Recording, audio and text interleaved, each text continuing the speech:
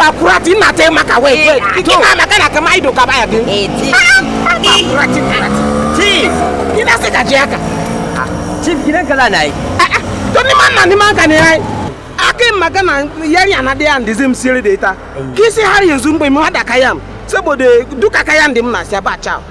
to yanzu da na biyo sai na je na ga wani katafaren kamfani sun shahara wajen kera gado da kujeru kai har da durowa inda kayan da za ka yi aure ne a ba ɗaya lahiya lauce ai wadi ya zo daidai da zim ki shiga gaban mota kawai mota kurati to na tara kata iyali na mun zuwa nan domin zai siyar da daya daga cikin yaron na kuma an ce anan ne kada kuna hada kayan da mutum zai siyar da yaron shi za ka dai aurar da yarka na ce ba a sayar da yarku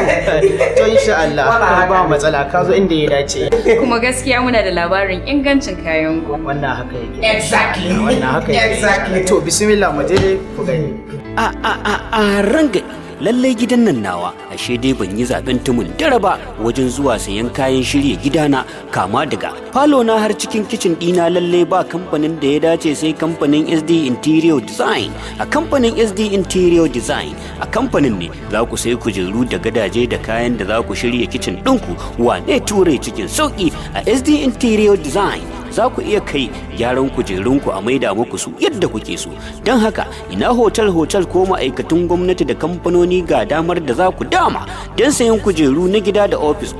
kuma kayanmu ba gara babu zago SD Interior Design su ne na daya wurin kawo muku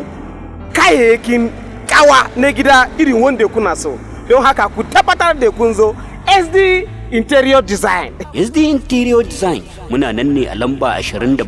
da ke Wharf Road opposite NEPA office Kaduna ko kuma ku tuntube mu a lambar waya kamar haka 0703634117 ko kuma 0802708697 ko kuma ta yanar gizo email sdinteriordesign@gmail.com ko kuma www.sdinteriordesign.com.nigeria. SD Interior Design sayan nagari mai da kuɗi gida.